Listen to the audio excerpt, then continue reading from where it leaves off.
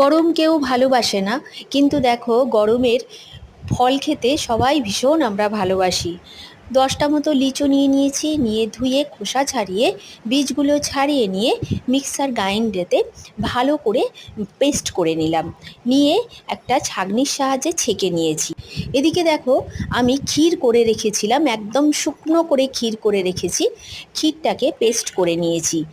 এদিকে আমাদের লিচুর রসটাও তৈরি হয়ে গেছে। ওই পেস্টটার মধ্যে যেটা আর কি ক্ষীর আছে, সেই ক্ষীরের মধ্যে 1 চামচের মতো চিনি দিয়ে পেস্ট করেছি। আর এই ক্ষীরের মধ্যেই আমি আধ কাপ মতো লিচুর রসটা দিয়ে দিলাম, আর আধ কাপ মতো দুধ দিয়ে দিলাম, দিয়ে পেস্ট করে কাপের মধ্যে ঢেলে আইসক্রিম তৈরি করলাম। দেখো খেতে ভীষণ ভালো হয়েছে, আর লিচুর কুলফি তৈরি হয়ে গেল। দারুণ খেতে লেগেছে, তোমরা করতেই পারো এটা।